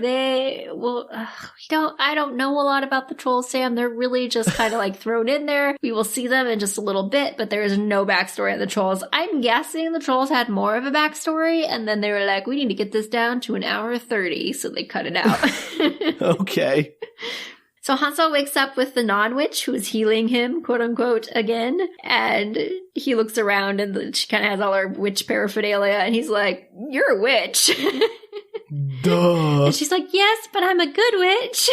Uh-huh. And he kind of puts her off. He's like, oh, no, how comfortable I am about this because I just learned there were good witches. I thought all witches were evil up until this point. And he pushes her away from him and he's like, I've got to go rescue my sister. And she's like, wait, what's going on? Who do you have to rescue her from? He just was literally told this story the previous day by Muriel, and then he explains it not at all to her. He's like, I've got to go. There's they're going to kill Gretel or something. I don't know, something about a Sabbath. There's a place where they're going. He just doesn't explain it at all. He's so useless. And she's like, wait, what? And also, wait, I think I know where that place is. There's a place where all the bad witches gather. Maybe the good witch can help you, Hansel. No, he doesn't think he's just definitely a one-man show unless Gretel's involved. And luckily, she says, I know where this place is because this is where they do all their big magic spells. And he kind of pushes her off. He's like, okay, tell me where it is. I'll go. And she's like, no. I can be helpful. I swear. I've just found this super powerful thing in this cave that we're in. And good luck. Woohoo, I can use it to help you. And it's apparently a grimoire with spells against black magic in it. Why is this movie suddenly becoming more confusing and just a bundle of convenience? I don't know, but this is, I think, by far the most convenient thing in the entire plot, where she literally says, oh, I just found this in the cave. It'll totally help us. And I was like, how fortuitous. It's not even they find it together. It's she's like, oh, look, I found this book. Impressive. Yeah. Hilariously, they actually somehow the next scene is cut and they're in town with Benjamin, and Benjamin's like, oh, this is the grimoire. It has spells against black magic. This is awesome. So now apparently Why Benjamin's did they go back to the town with Benjamin? Why did they go straight to the witch coven? But apparently Benjamin's in the game now, so that's exciting. Ugh. So I guess the spell in this book, or at least the spell they use in this book, makes the witch wands ineffective. But they have to bless something that they can use against them to shoot them so that it, or whatever they do, touch them with the thing to make the magic ineffective. And so he pulls out his giant weapons case and he's like, let's bless all of these. Okay. So they do the spell and they suit up. And I guess Benjamin is a crack shot. So they bring him along for funsies, I guess. He's actually my favorite character after the troll. Okay, good. So Gretel, meanwhile, is in a cage, a kid kennel. But she's not a kid. No, but she's in a kid kennel, or a large-sized kid kennel, an adult kennel. Okay. It's not as fun without the alliteration, Sam. It isn't. That's just a cage, Danielle. So she's in a cage, and Edward the troll is there. And she's like, you have to help me. Come on. Like, you're a good troll, not a bad troll. And he seems... What's this good and bad nonsense? I don't know. She doesn't say that, but that's kind of what she's suggesting to him. And he seems super conflicted. And this is where I was like, why do the trolls have to help the witches? What kind of rule is that? Like, they clearly don't necessarily want to be there. Why can't they leave? Why? Yeah. Why? It's not explained, Good question, Sam. Danielle. Not explained. Didn't think it was. Spiky Witch kind of interrupts their little heart-to-heart and is like, get the kids, let's move out. And apparently WitchCon is happening on top of this mountain. And every witch from all over is zooming in on their brooms and stuff and getting... So the whole plague is here. Yeah, the whole witch plague is there. And they bring up the kids and Gretel, and it's a huge party, and everybody's cheering. It's very exciting. I'd be excited for WitchCon. Get autographs, attend some panels. What's not to like? Yeah, there's little food treats like witch fingers and cookies and witch candies, candy corn. Keep trying. yeah, the worst candies. I love candy corn. Yeah, I know, but your taste is terrible. We know this. Come on, Sam. That's not true. Just because I like cantaloupe and candy corn does not mean that my taste is terrible. When it comes to candy, it is. That's not true. Like peanut butter and chocolate. That's delicious. Okay. But candy corn is objectively gross. No, it's not. Otherwise, they wouldn't sell so many bags of it at Halloween, Sam. That's why it's so cheap. You're like, get rid of this stuff. I don't like keep making it. No, okay. You know, they haven't made new candy corn in 3 decades. They're just still trying to sell the old stock. That's entirely possible. But listeners, who is Team Candy Corn with Danielle? And who is... the Team Sanity with Sam. No, the anti-Halloween spirit team with Sam. Oh, I love Halloween Day. You know I love Halloween. Just because I don't like the gross, gritty, chalky taste of candy corn. Just, you eat it once a year and it's just great. Or you eat it never and enjoy your life. No, there's a lot of Team Candy Corn. You let us know. We need to know. I don't think we need to know. We do. And if we get a good number, we'll talk about it on the next podcast. Sure. So Hansel is up there with, what's-her-face, the non-witch. And after leaving Benjamin in the woods, like they park him in the woods, they set up some traps that are in the woods, I guess, just in case the witches leave. And he's in charge of kind of manning that area. Hansel's plan is to go in, literally just to walk into the middle of the witches and round them up. And the non-witch is then supposed to be in charge of the machine gun that they have and kill them all. That's a terrible plan. Well, it is. Also, if a machine gun can just kill witches, what's the whole anti-fire spell supposed to do? No. The machine gun kills the witches, Sam, because it's been blessed by that magic book. Oh, magic. Okay. Remember, he pulls out his armory and is like, let's bless these suckers. So that's what they have with them, is all the weapons. You were saying something about like a protection spell first, so I was like, not sure what's going on. I didn't say anything about a protection spell. So his approach, as I said, seems to be literally walking into the middle of all the witches, being like, hey, everybody, as the blood moon starts to happen, and then they start shooting their magic machine gun. Well, first, actually, he has a weapon on him, and he shoots the bonus witch as she's talking. She, like, goes to attack him, and he just shoots the bonus witch's head off, and everybody's like, because that's apparently not supposed to happen with weapons. Okay. And everybody starts to freak out and run, and the non-witch starts machine gunning everybody down with their magic machine gun. And Muriel is like, Spiky Witch, go get the kids. So she runs over to the children. And it seems to me the whole anti-fire spell is not really that relevant at this point. Well, yeah, but they didn't know they were going to have spelled weapons from a grimoire that the... Sure, but now you know, maybe abandoned plan here? Nope, they're gonna do it. Like, if you know, like, oh, they found the magic grimoire that contains the spell that makes everything hurt us, that still hurt us before, but now it hurts us extra bad. Like, maybe the whole, like, oh, fires are only real weakness isn't really true anymore. Yeah, I don't disagree with that, but maybe they're just like, in the long run, we still need to be good with fire. Hey, apparently in 13 years, you can just try again. Apparently, but none of that is thought of during this movie, Sam, and honestly, I didn't think about it at all until you mentioned it.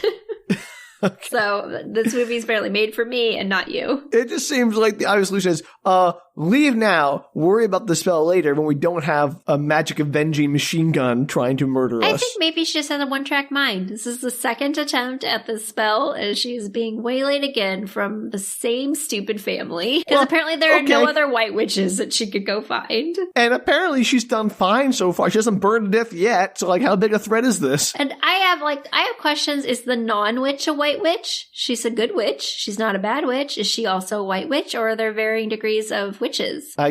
Boy, Danielle, there's so many questions. Because she seems like she'd be an easy target, to be honest. Yeah, could just wander around the woods in that cabin or whatever. So, I don't know, man. So, Spiky Witch, she grabs the kids. She's forcing the spelled food down their throat that's supposed to make them ready for the bloodletting or whatever. And she's trying to meet up with Muriel, who's trying to grab Gretel. And she is basically stalking towards Gretel, who's still chained up to the rocks or whatever, where they were going to, rip her heart out and use it for the spell. And as she leans forward to grab the heart, Edward slaps Muriel backwards and she flies through the air. Great. Edward. And Hansel manages to kill Spiky Witch, and he grabs all the children and he's racing towards them. And Edward sets Gretel free, pulls all the chains off her as Muriel recovers. And this is where I was thinking, wouldn't it be better if he went and just killed Muriel while she was down? Yeah. Go step on her head. That would have solved that whole problem. Well, you can't step on their head. His foot isn't spelled or whatever, Danielle. Okay, well, they didn't even try. It's basically decapitation, Sam. Which we already established mostly works. Then why even... this movie... makes witches at once too powerful and also not at all powerful. No, I warned you about that later, that will usually, every time they fight a witch, it's that really doesn't matter that fire is the be-all, end-all, because they managed to kill a lot of witches. I wouldn't mind so much if the entire thrust of this movie wasn't about them trying to make themselves immune to fire, when that doesn't seem to be, the main source of their destruction. Yeah, it just seems to imply that maybe they can come back to life if they don't get burned. But I'm not sure if that's true or not, because it's not ever explicitly stated, and you only see maybe, one scene where they burn the body after they kill it otherwise. Right. So Gretel and Muriel are fighting as the sun rises. So I guess the blood moon ends and the sunrise immediately begins.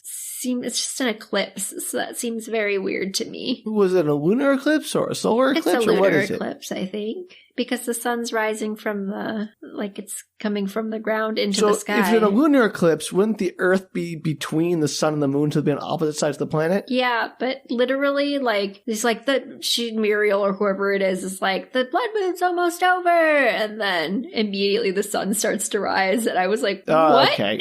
I'm not an astronomer, but that sounds like BS to me. I don't think that's how that works. I was very confused. I actually kind of was watching the scene. I'm like, are they going to show the sun again? Is it really sunrise, or is it just that the eclipse is over? But it looked like sunrise. And apparently now it's too late to complete the killing, and Muriel rides off on her broom into the sunrise. To escape, I suppose, like she should have done from the start. Right, but it's Muriel and a couple of her posse, and they're running through the woods as the sun rises, and half of her posse dies in the wood traps, which are these tripwires that are tied up between the trees. And so these witches on brooms just keep running into them, which was pretty funny. And the one gets her face gets sliced in half, and you just see the two faces slide apart from each other. Some pretty cool scenes, actually. And Ben ends up seeing her coming. Muriel's ahead of the pack and is trying to dodge all these traps. And Ben's like, oh, that's a witch. And he takes the gun out that was given. And like I said, he's a crack shot. He manages to fire at her and shoots her off her broom, and she falls somewhere in the distance. And then somehow Hansel and Non-Witch manage to catch up. They show up to Benjamin, and I'm like, how did they get there when they're all riding on brooms and they're walking?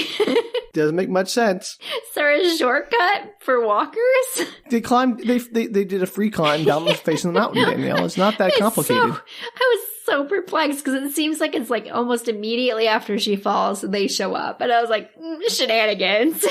They split up. So Gretel runs to find Edward, who was injured during the fight. And you'd really like this device, Sam. She pulls out these two prongs from her bag, I guess. And it's this weird, shock device that she plunges into his body that shocks him. Okay. It's a taser, basically. It's basically like a taser, but big, chunky prongs. So it seems like it would cause a lot of bleeding. And in order to make it electrified, you pull this string kind of like you do a lawnmower. And it vibrates something inside to make it electrified. Okay, and the purpose of this is? To shock Edward back to life. So it's like a defibrillator being used in the way that defibrillators should not be used. Yeah, because she, plunges it into his leg or something weird. Okay, but defibrillators don't bring people back to life anyway. No, they don't. But that's basically what she's doing, is a magic defibrillator. So she's doing that. Edward comes back to life or whatever, wakes up. And meanwhile, Hansel and Benjamin are trying to find Muriel. They know about where she fell. They're racing towards that area. But once they get there, she is missing. Oh, no. And he comes around a corner, and it's the candy house from the beginning of the movie. Of course, everything's just a short walk away. Apparently. And he's really annoyed about that. He's like, you've got to be kidding me. It's kind of he knows the plot's dumb. So suddenly Muriel appears. I don't know why she was missing to begin with. Why lose the drama, I guess. And Muriel appears and she's like, this was my plan to end up back here where it all started. I'm thinking, no. Her plan was to kill Gretel on top of the mountain and be able to be invincible from fire. These witches are awful at plans. Yeah, was this her backup plan? Wait, when did she expect to be at this gingerbread cabin in the woods that she wasn't even part of? Was she part of the gingerbread cabin? They don't seem to imply that she was the witch from the gingerbread cabin, because that witch died in a fiery blaze of stuff in her stove. You would think, unless fire doesn't actually hurt them. It's very weird. I just don't understand that. What was this, the plan in case Ben shot her down? I don't. Yeah, why are you asking me about these witches' dumb plans? I just don't understand. This movie has given up any pretense of trying to make any kind of sense. So what happens basically immediately is that Hansel rushes her. He gets shot down. Doesn't he have a gun? A bunch of magic blessed weapon to shoot her. I don't think he might shoot at her and miss. I can't quite remember the fight scene anymore. Real good witch hunter there. Yeah. Well, he doesn't make it. Within seconds, he's down on the ground. And the non-witch then shoots at Muriel. And Muriel rushes her with a knife and manages to stab her in the stomach. Of course. So Hansel crawls towards her and is like, no, you're dying. And she does. She does very unceremoniously. The love interest passes away. But she's a witch. She'll come back because they didn't burn her or whatever. Nope. She doesn't come back for the rest of the film, Sam. The film's over in 5 minutes. She's dead. So Hansel's pretty angry at this point. He goes into the candy house. Muriel runs in there and they have a big, huge fight. And they're tearing up the house inside. And Edward shows up and Gretel shows up as well. She also has the same reaction. I don't know how they got there, but they turn the corner and she's like, you've got to be kidding me. Why are we back here? And she runs into the house with Edward to try and help. And so they end up, the two of them, the brother-sister, they attack Muriel kind of in tandem. And Gretel is once again knocked semi-unconscious. As she apparently is wont to do. For the third time in this film. And just as it's looking bad for our plucky heroes, they manage to get her hung up, or Hansel does, by some chains. Up on I guess, I don't know what she was using the chains from the ceiling for. We can only guess. Sure. And they prop open the fireplace, maybe they're going to start a fire and burn her. And she turns back into her non-creepy self, because for a while there, she was her normal witch self. And she's like, don't kill me. I'm so sorry. Help me. That's going to work. Yeah, Hansel's not having any of that. He's like, I don't think so, lady.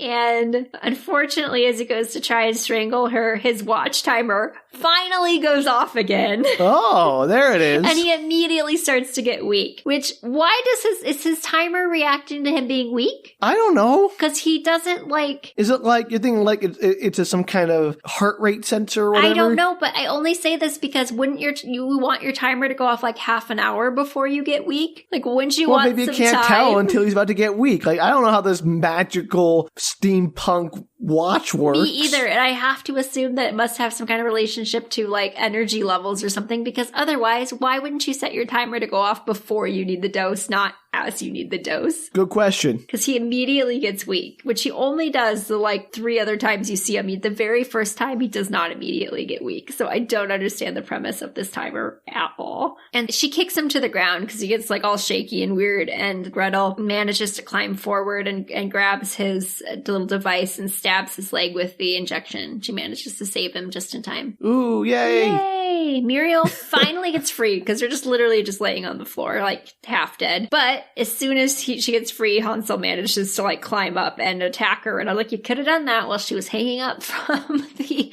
ceiling and not waited for her to actually escape. No duh. So he attacks her with the shovel that he finds on the wall, and they manage to pin her to the ground, and then with one foul swoop, decapitate her with the shovel. And then burn her, I hope. They burn her. Otherwise, yes, they burn none her. of this makes sense. Okay.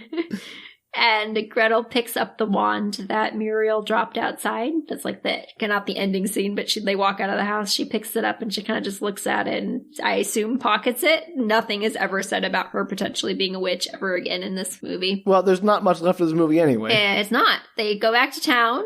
Theoretically, they seem to be in town. Somebody's paying them, even though they hated them like 10 minutes prior and wanted to kill them. I guess now with... Well, you bring all the children back. That's probably going to change a few minds. That's true. They do. I forgot about that. You're right. They do bring the children back. They were forgot about the entire purpose of the entire quest? Where are the children, Sam? They don't have them. They're not in the woods. They just leave them in the cages. They leave maybe they did, because there's literally nobody with them. Except for the main cast members. Well, they're going to be there while they're getting paid. Oh, let's all bring the children into the office of the accountant so they can pay us while the children watch. I can only assume that they left the children on the mountain and were like, we will be back for you. You stay right here.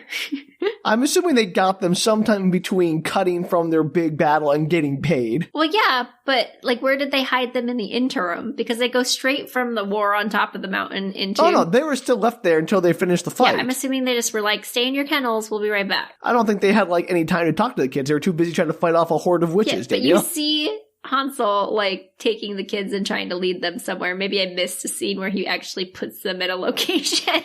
Well, if he was leading them somewhere, presumably he stashed them somewhere safer and told them how to get back to town. I would hope so. But you're right. That's why they got paid. Thank you. That was really bugging me.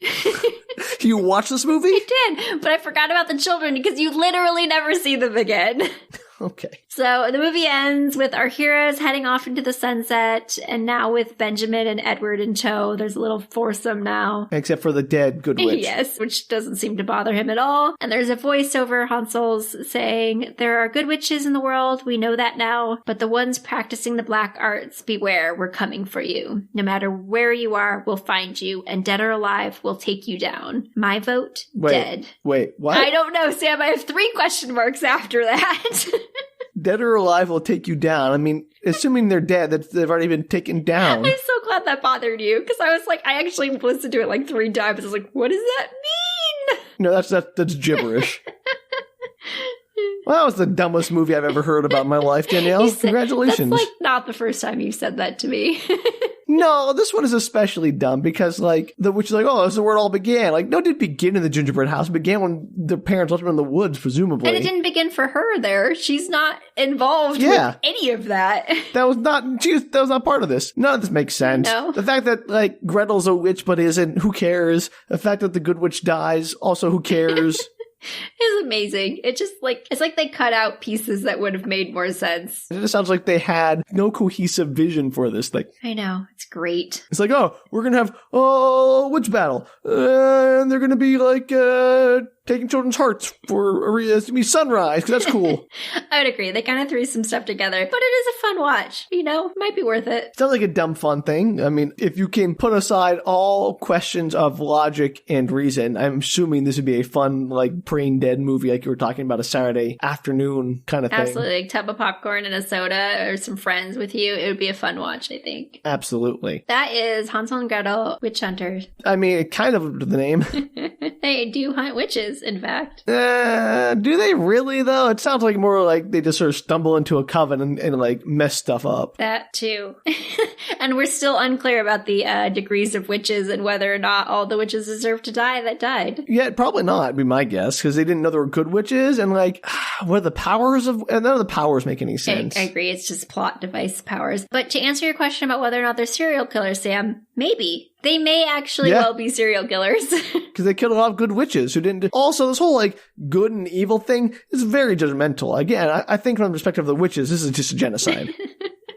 I would not disagree. All right, I do have one very important question for our listeners, though. Yes. We have met Edward the Troll. What other troll names do you think exist in this universe? What would be your favorite troll name? Please let me know. That is a fabulous I need to know what to question. name my troll. And as always, we do need a biologist or witchologist. If anybody I don't think a biologist can help us here. happens to know how witches are made, whether biologically or spiritually. And what makes them good or evil, and how come there was a plague of them that didn't seem to make any difference and didn't matter that much later. It does seem to imply during this film, which I did not get into because it's not super relevant at all, is that they have some kind of tie to the devil. So maybe it's a selling of your soul phenomena, but it is not clear in this movie. Then where do good witches come from? Do they sell their soul to someone I else? don't know, Sam. Maybe they're more nature-based witches. Perhaps they just are, just do light magic Okay. and not deep dark magic. I'm not sure. Cannot tell you. I don't know what selling one's soul to become a witch gets you in power. Well, that seems to be the thesis of this story for you, Danielle, is things you cannot tell me. Things I cannot tell you, as always, but particularly in Hansel and Gretel Witch Hunters. Well, if you have good troll names or answers to any of the witch hierarchy stuff, you know where to find us. It's at our website, bookretorts.com. You can also tweet at us, Facebook us, or Instagram at bookretorts. I guess until next time, don't get snatched by a witch. Bye. I don't know if that was your strongest one, but everybody, take care.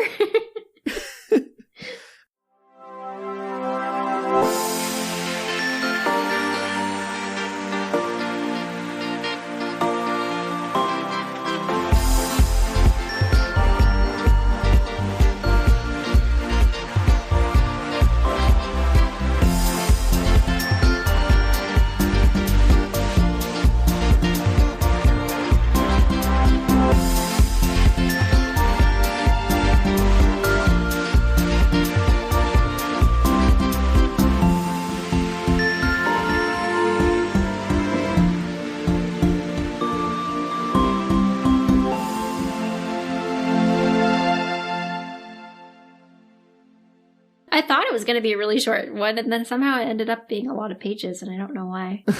We don't know why you worked on a lot of pages. I don't know. It was very late, and I think I was just literally putting everything into whatever I saw into a page. You were like just sort of trying to recreate things verbatim. Well, it's not that. It was I literally didn't understand what was going on, so I wanted to understand it, Sam.